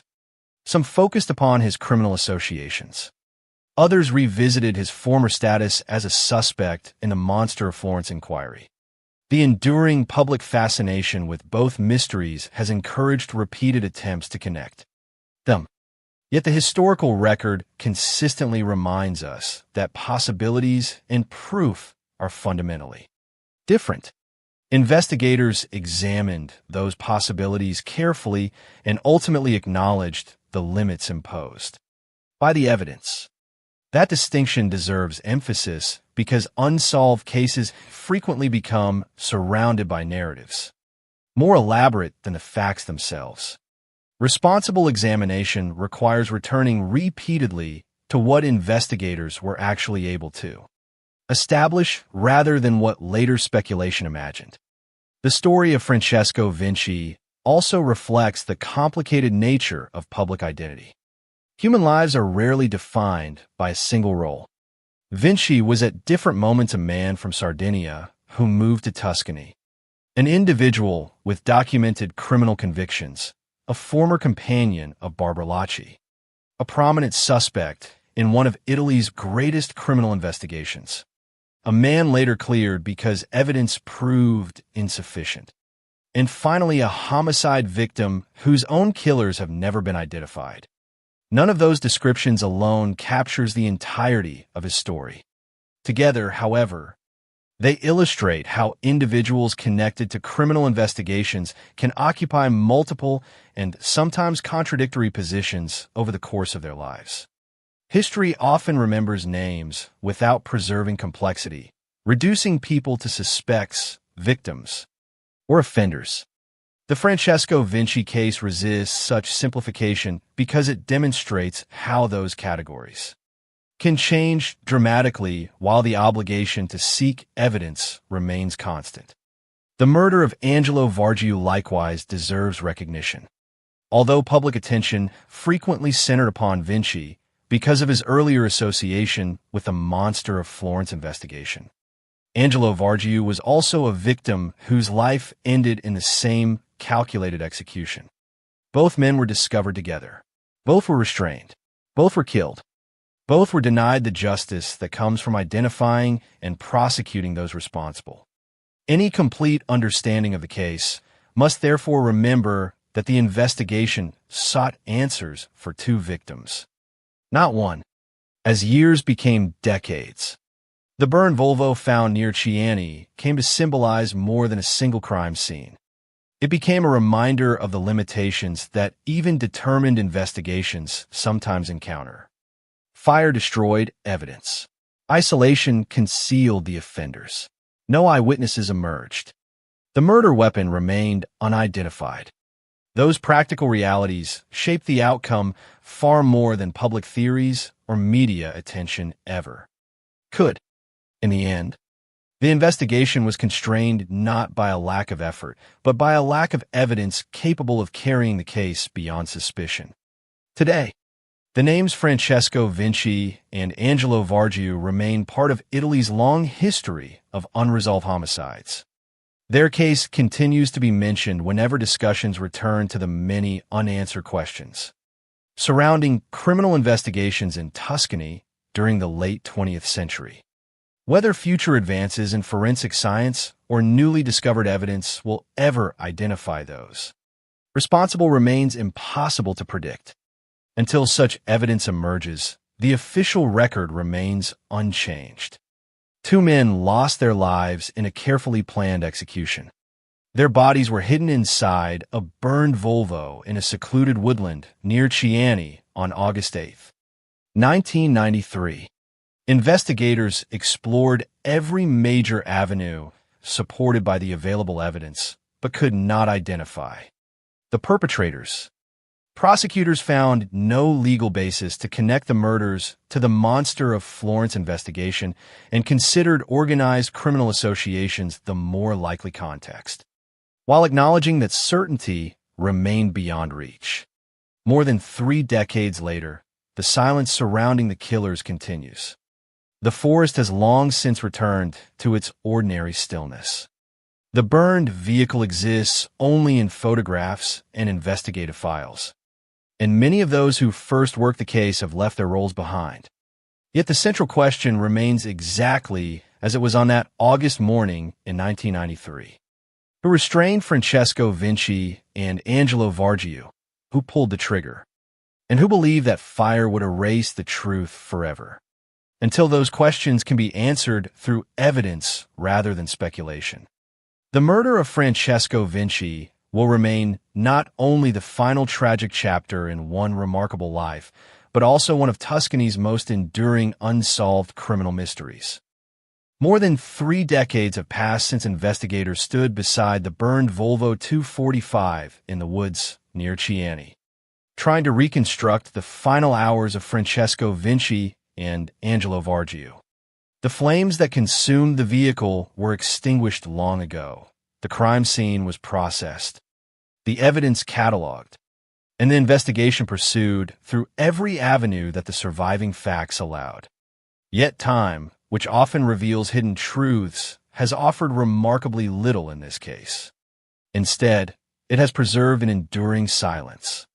The murders remain officially unsolved, and the identities of those responsible have never been established. For many criminal investigations, the passage of years eventually transforms certainty into history.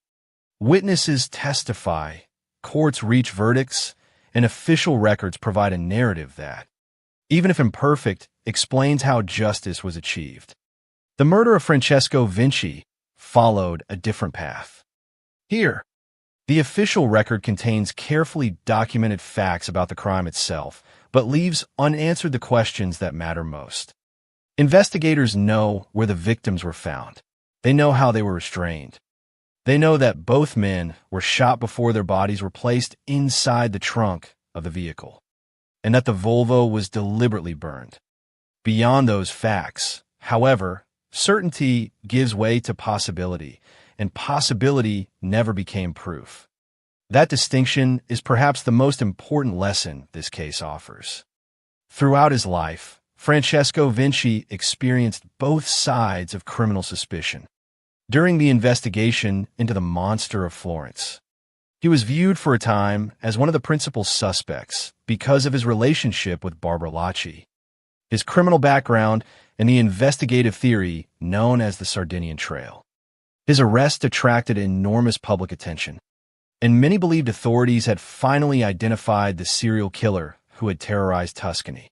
Yet as additional murders occurred while Vinci remained imprisoned, the investigation was forced to confront an unavoidable reality. Evidence no longer supported the theory that had placed him at the center of the inquiry. Eventually, prosecutors abandoned that line of investigation, and by 1989, Vinci and the other Sardinian suspects were officially cleared because there was insufficient evidence to prosecute them. Years later, after Vinci himself became the victim of a carefully planned execution, investigators found themselves confronting the same legal principle from the opposite direction. Once again, theories existed. Once again, Investigators identified possibilities that appeared consistent with the available facts. Once again, however, evidence proved insufficient to establish criminal responsibility. The law required restraint where certainty did not exist. In that sense, Francesco Vinci's life illustrates how the criminal justice system must remain anchored in evidence rather than assumption, regardless of whether someone is viewed as a suspect or remembered as a victim. Another reason the case continues to attract attention is its unusual position within modern Italian criminal history. Few individuals have been so closely connected to two separate, unsolved homicide investigations of national significance. The first association arose because Vinci became one of the most prominent suspects in the monster of Florence inquiry. The second followed his own violent death in 1993. Although prosecutors ultimately concluded that no legal evidence connected the two cases, the coincidence itself has continued to fascinate journalists, historians, and readers of true crime. It is understandable why the public continues to ask whether hidden connections exist. Human beings naturally search for patterns, especially when confronted by unresolved events. Yet responsible examination requires acknowledging that unanswered questions are not themselves evidence. Investigators considered the possibility of a connection and ultimately concluded that the available facts did not support one. Accepting uncertainty is often more difficult than accepting a dramatic explanation. But uncertainty is sometimes the only honest conclusion that evidence permits. The 2024 decision by Vinci's family to request the exhumation of his remains demonstrates that unresolved investigations rarely disappear completely. Even decades after the murders, the family continued seeking certainty regarding the identity of the individual buried as Francesco Vinci. DNA testing was requested to confirm whether the remains recovered from the burned vehicle truly belonged to him. As of the publicly available information, no announced conclusion has confirmed the family's doubts or altered the official understanding of the case. Nevertheless, the request reflects a reality familiar to many families affected by unsolved crimes. Time may reduce media attention, but it does not necessarily diminish the desire for answers. Questions left unresolved often become part of a family's history, carried forward long after public interest begins to fade. The investigation also highlights the practical challenges faced by detectives when critical evidence is lost. Modern forensic science is remarkably powerful, but even the most advanced techniques cannot recover evidence that has been completely destroyed. The deliberate burning of the Volvo significantly reduced the opportunity to recover fingerprints, biological traces, fibers, and other forms of physical evidence that might have identified those responsible. The isolated location limited the possibility of eyewitness testimony, while the inability to identify the murder weapon removed another important investigative avenue. These obstacles did not merely complicate the investigation, they fundamentally shaped its outcome. The case serves as a reminder that criminal investigations are often constrained not by the determination of investigators, but by the evidence that survives. For students of criminal justice, the murder of Francesco Vinci is therefore valuable not because it offers satisfying answers, but because it demonstrates the discipline required when answers cannot be found. Detectives explored organized crime as a likely explanation. They examined Vinci's personal relationships and criminal associations. They evaluated public speculation concerning the monster of Florence. They considered the possibility of personal revenge. Each theory received attention because each contained elements consistent with known facts. Yet none produced evidence sufficient to identify specific offenders or support prosecution. In many respects, that willingness to leave questions unanswered rather than force unsupported conclusions reflects the integrity of a careful investigation. True crime stories often encourage audiences to expect dramatic revelations, hidden conspiracies, or last-minute breakthroughs. Real investigations, however, frequently end with unresolved uncertainty. The story of Francesco Vinci and Angelo Vargiu belongs to that more difficult category of cases. Their murders resist simple explanation because the evidence never allowed one. As a result, the investigation remains open in history, not because detectives failed to search for answers, but because the available facts never revealed them. Today, the names Francesco Vinci and Angelo Vargiu remain permanently linked by the events of August 8, 1993. They were discovered together, killed together, and remembered together in an investigation that continues to challenge those who study Italy's most enduring criminal mysteries. The burned Volvo has long since disappeared from the landscape, and the forest near Chiani has returned to its ordinary quiet. But the questions left behind have not faded so easily. They remain preserved in investigative files, court records, journalistic accounts, and the memories of those who followed the case from the beginning. Until new evidence emerges, if it ever does, the official conclusion remains unchanged. Two men lost their lives in a carefully organized homicide. Investigators established what happened, but not who was responsible. No one has been prosecuted. No court has delivered a verdict. And so, like many of history's most haunting criminal investigations, the murder of Francesco Vinci ends not with certainty, but with silence, a silence that has endured for more than 30 years, reminding us that some mysteries are defined not by the stories they tell, but by the answers they continue to withhold.